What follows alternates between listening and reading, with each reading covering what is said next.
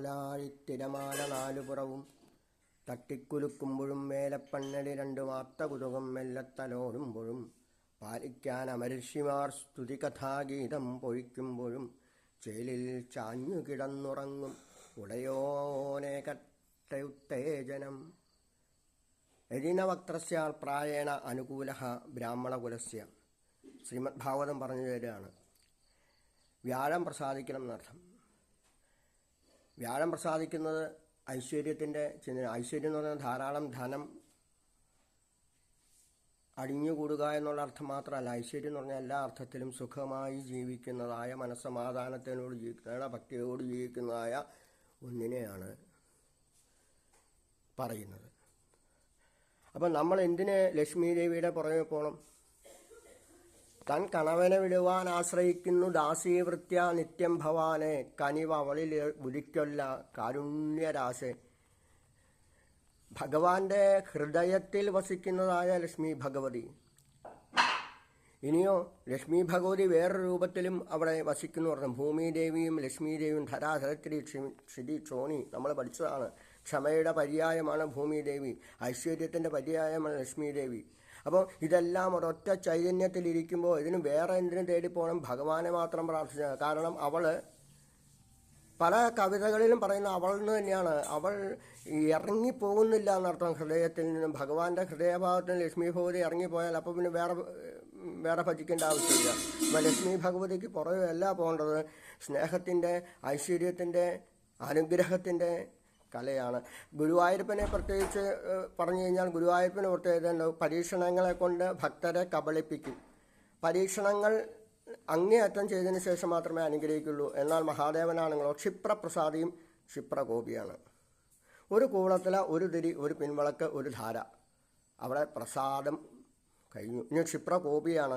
നല്ല രീതിയിൽ മുന്നോട്ട് പോകുന്ന രീതിയിലുള്ളതായ ഭജന ഇല്ലെങ്കിൽ ഭഗവാന് ദേഷ്യം വരും. അപ്പോൾ ഭദ്രം കലയിതി ഇതി ഭദ്രകാളി. ഭദ്രത്തെ തരുന്നതായ മക്കളും അങ്ങനെ തന്നെ. പെട്ടെന്ന് ദേഷ്യം വരികയും ചെയ്യും, പെട്ടെന്ന് ഇറങ്ങുകയും ചെയ്യും. അപ്പോൾ രണ്ട് ഭാവങ്ങളാണ് ഈശ്വരന്മാർക്കുള്ളത്. സാത്വികമായ ഭാവവും അല്ലാത്തൊരു ഭാവവും ഉണ്ട്. അപ്പോൾ സാത്വികമായ ഭാവം മാത്രം നമ്മളെ സ്വീകരിക്കുമ്പോൾ നമ്മളിൽ തന്നെയാണ് ഈശ്വരൻ എന്നർത്ഥം. അപ്പോൾ നിരന്തരമായ ഉപാസനയിലൂടെ പ്രശാന്ത് വർമാജിയൊക്കെ പറഞ്ഞു തരുന്നത് പോലെ നിരന്തരമായ നല്ല വാക്കു ചൊല്ലണം, നന്മ ചെയ്തു പാടണം, നാമഘോഷം ഇന്നും എൻ്റെ നാവിലായി വന്നിടണം, നല്ല ചിന്തയേകണം, മനസ്സ് ശുദ്ധമാകണം, നിത്യനായ ചിൽപ്രകാശ രൂപനെ വണങ്ങണം, പൊഞ്ചിലുമ്പോൾ കൊഞ്ചിരുന്ന പിഞ്ചുപാദമോർക്കണം, ആ പദാബ്ജം തന്നിലായി സദാ നമച്ചിരുത്ത കുഞ്ഞുനിവാസിൻ്റെ കവിതകളിലെ അദ്ദേഹം ലോകം മുഴുവനാക്കിയതാണ്. അപ്പോൾ സ്നേഹത്തിൻ്റെ, പ്രേമത്തിൻ്റെ, വിശ്വപ്രേമത്തിൻ്റെ ഒറ്റ ചൈതന്യമായ ഭാഷയിൽ സംസാരിക്കുമ്പോൾ അള്ളാ എന്ന് വിളിച്ചാലും, പൊന്നുംകുരിശ് മുത്തപ്പ എന്ന് വിളിച്ചാലും, ദേവി എന്ന് വിളിച്ചാലും, പിതാവേ എന്ന് വിളിച്ചാലും, മാതാവേ എന്ന് വിളിച്ചാലും എല്ലാം ചെന്നെത്തുന്നത് സർവദേവ നമസ്കാര കേശവം പ്രതി ഗച്ഛതി, എല്ലാം അവിടെ ചെല്ലുന്നവരുണ്ട്.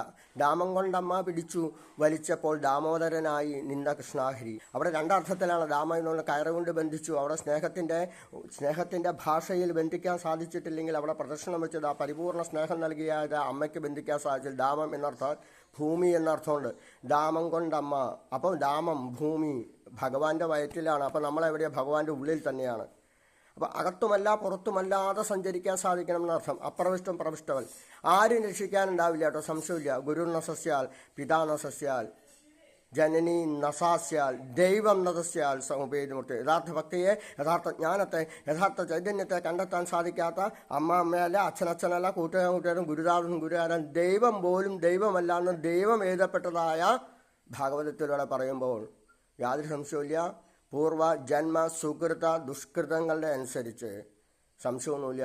ഭാഗവത പാരായണം കൊണ്ടോ നാമജപം കൊണ്ടോ എന്ത് പുണ്യകർമ്മങ്ങൾ ചെയ്താലും, ഏത് അനാഥാലയങ്ങളിൽ ആഹാരം കൊടുത്താലും ചില പ്രാരാബ്ധ കർമ്മങ്ങൾ അനുഭവിച്ചേ പറ്റൂ. അത് ഒരു വിധിക്കും, ഒരു ബലിയിട്ടുകൊണ്ടോ ഒന്നുകൊണ്ടും ചില വിധികൾ മാറ്റാൻ പറ്റില്ല. അത് ഈശ്വരനായി ജനിച്ചാൽ പോലും ചില വിധികൾ തടുക്കാൻ പറ്റില്ല എന്നർത്ഥം. അപ്പോൾ ചില വിധികൾ തടുക്കാൻ പറ്റാത്ത വിധികളുണ്ട്. ചില വിധികൾ നമ്മൾ നാമജപം കൊണ്ടും പ്രാർത്ഥനയും കൊണ്ടും വഴിപാടുകളെ കൊണ്ടും മാറ്റപ്പെടേണ്ടതായ വിധികളുണ്ട്. അത് മാത്രമേ നമുക്ക് മാറ്റാൻ പറ്റുള്ളൂ. മാറ്റുക എന്നർത്ഥം നടുവേദന വേദന, കാലുവേദന, തലവേദന, മേൽവേദന എന്നർത്ഥമല്ല. മാറ്റം ഭൗതികമായ മാറ്റമല്ല. രാസ പഞ്ചാധ്യായിലൂടെ പറഞ്ഞു തരുമ്പോൾ ഗുരുനാഥനായ ഭാഗവത പ്രതിയും പറഞ്ഞു തരുന്നു. അദ്ദേഹം പറയുന്നു, ചന്ദ്രവന ഗോവിന്ദൻ നമ്പൂതിരി പറഞ്ഞു തരുന്നു, രാസമാറ്റമാണ്, ഭൗതികമായ മാറ്റമല്ല എന്നർത്ഥം. നസ പുനരാവർത്തത എന്ന അർത്ഥത്തിലേക്ക് ചെന്നെത്തുമ്പോൾ അവിടെ മൗനം മാത്രമായി തീരുന്നു എന്നർത്ഥം. ഏതോ അപ്രാപ്യ നിവൃത്തൻ്റെ വാചശ്ച മനസാ സഹ. എവിടെയാണോ വേദത്തിൽ പറയുന്നതായ വരികൾ തന്നെ ഭാഗവതത്തിലൂടെ പറയുന്നതാണ് ഏതോ അപ്രാപ്യ നിവൃത്തൻ്റെ വാചശ്ച മനസാ സഹ.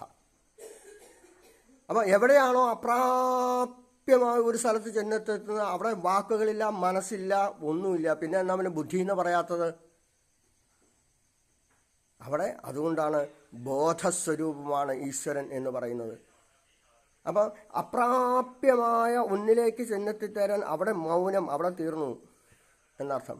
അവിടെ അപ്രാപ്യ മനസാ സഹ. ക്വചിത് ദുരിതഞ്ചുത ചിന്തയാ ക്വചിൽ ഹസന്തി നന്ദന്തി വദന്തി അലൗകിക നൃത്യന്തി ഗായന്തി അനുശീലയന്തി ജം ഭവന്തി തൂഷ്ണിം ഭരം എത്യ നിർവൃതാഹ. തുള്ളിപ്പാടിക്കോളൂ, തുള്ളി ഗാന ആലപിച്ചോളൂ, തുള്ളി ഭക്തിയോടുകൂടി ഭഗവാനെ വിളിച്ചോളൂ.